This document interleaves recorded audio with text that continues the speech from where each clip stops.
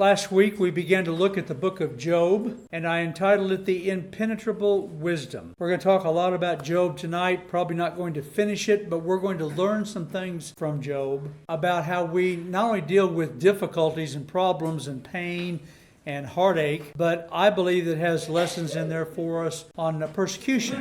So we'll look at that. But before we get to that, we began to look last week also at the global setup of things, and we've looked at that for a couple of years.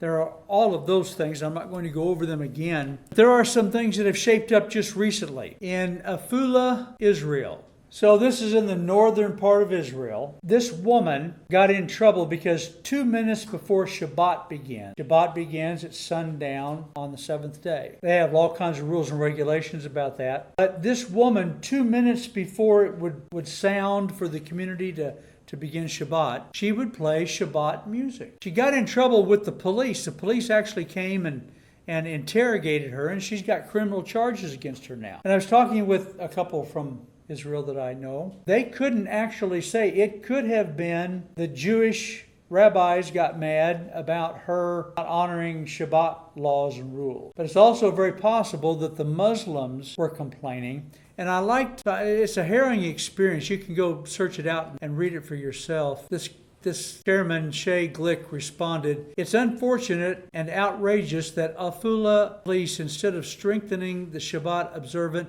in the city who make the eve of Shabbat pleasant, choose to fight them instead. There's no doubt," here's what I found interesting, there's no doubt that they choose to fight them. There's no doubt that the speakers do not hurt anyone. She's playing this music on speaker for the community. I don't know where, how many, whatever, but wherever they announce Shabbat, she's playing this music. But the opposite prevents the atmosphere of Shabbat Eve in the city of Afula, which is a traditional city. I think that means it's Jewish, but there's a lot of Muslims there now too. When the muezzins, these are the announcements to call to prayer that you hear in Muslim communities. While muezzins are heard all over the country at a decibel level that exceeds the law, and at night, and nothing is done, here the police turn their power against the weak. We will continue to act and strengthen those who choose to play Shabbat speakers in accordance with the law. I think, after reading the article, I think what's going on is the police and the authorities, they want peace. They don't want anybody starting a civil war. And so they're going to come down on this woman who's trying to do something very nice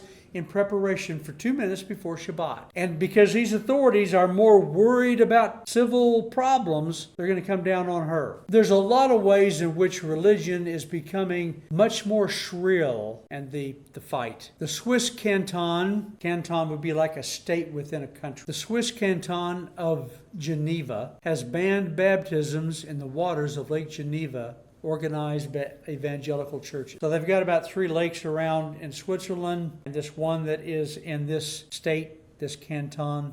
They've no longer baptisms. Baptisms aren't allowed. CBN News. More than 100 churches have gone to court suing the Florida Conference of the United Methodist Church because they want to leave the denomination immediately. Now, why this is an issue for the United Methodist churches, they're completely different than Southern Baptist churches. In this church, we can do whatever we want to. We could start a carnival. We could, whatever. This is our property. The Southern Baptist Convention has no authority over it. We're independent completely. The United Methodist Church, the convention, the denomination owns the facilities and the property. And so these 100 churches are fed up, and they've gone to court to keep the denomination from getting their property as they leave the convention. The main reason involves disagreements over United Methodist clergy performing marriages for LGBTQ couples and ordaining same people as clergy in the church. It's good to be an independent church where nobody has the authority over us, but wouldn't it be sad to be in that state where, so Congress is passing a law, so Obama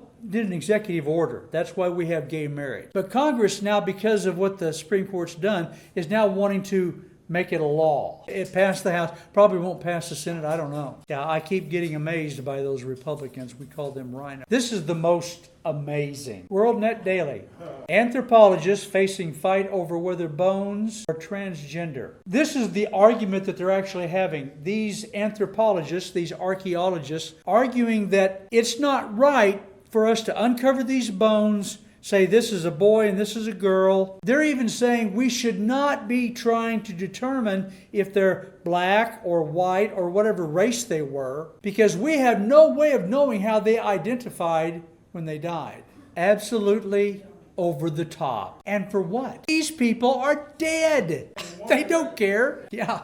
I don't even know what to say to them. If you think queer, and I mean that in both senses, queer meaning not normal, queer meaning homosexual. Buttigieg was just before Congress, and he said, why are you making such a big deal out of the pain at the pump? This is just helping to move us to green energy. They think this is good because they're queer. They don't think normal. It's funny, but I'm not saying it for funny purposes. So there's 12 nations. I should have mentioned that.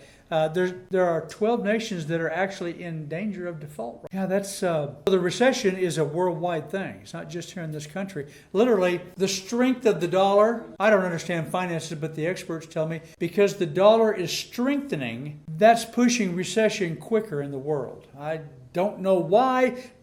I've never understood why a strong dollar means the opposite of what you would think that it would, but that's what they say. So we know about the war in Ukraine, and it's causing the crop issues. That's just one data point in the food shortages that are going to be coming. The Netherlands, the farmers, the last couple of weeks, the government is saying you've got to stop being farmer. You know, did I show you last week, the picture that somebody had come up with the idea that we can put masks on cows so that when they belch, they don't put CO2 into the air. So the drought and the heat in the United States is going to, always does affect crops. That's just going to add to it even more. The fertilizer and the crops in Ukraine, now the drought in the United States. How do we not hear somebody in the news talking about the food plant fire? Do you really not know about them? How many of you don't know about the food plant fires? There's been I know of a couple of weeks ago when I stopped paying much attention, there were a dozen different food plants in the United States in the last year and a half where there have been breakout. So there are fires, but there are things like that. There are anomalies. How do we have as many? You'd have to research it. There's a lot. I mean, an abnormal amount just in the last year. How is that not at least partially sabotaged? I would look, I guess you wouldn't even have to be in computer science, you just know how to use Google. Look at the nations where it's not happening. Yeah, that's what I'm saying. Why are we not hearing anything about it? They are unexplained fires. You could insert whatever conspiracy theory you want, and it's probably not a theory. You know, and I'm so anti-conspiracy theory, I verify everything. I can't verify one way or the other of these. You know about the Kansas fat cattle that died? And 10,000 is an off-the-chart number. But for feedlots where they've got multiple hundreds of thousands, the problem is, there's all kinds of problems with it. This is not the first time it's been this hot. So this is an anomaly for which I don't have an explanation for. I find this really interesting. You talk about a God thing. In France, they've started back up their nuclear plants, and now it's so hot, they're having to shut them back down because the water's too hot. The water in the lakes or the streams where they get their water to pump in and cool, it has to be so cool or it doesn't do any cooling. So what I've been reading, they've had to cut back to 50% power. They can't just rev it clear up.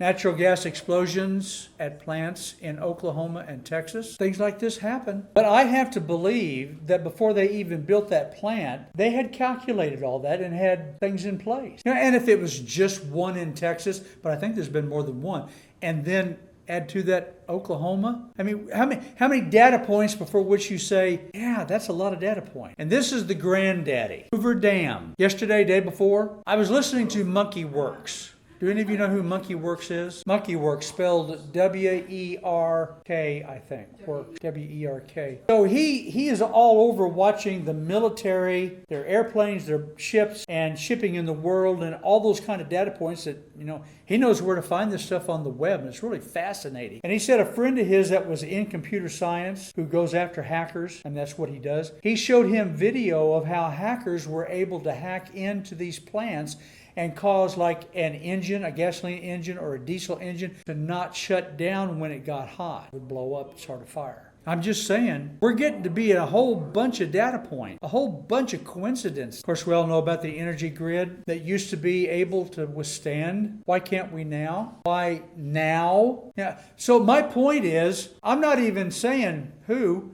other than the unseen hand of the devil in the background, or God, and I don't know which it would be. And this I find fascinating. I came up with this on my own. I haven't heard anybody else talk about this. I haven't heard anybody else talk about it. They did a few weeks ago. Remember when the war broke out and they were demanding Musk to shut down the Teslas in Russia? Yeah. Who even knew he could do that? Turns out he can. So if he could do that, why wouldn't hackers be able to get in?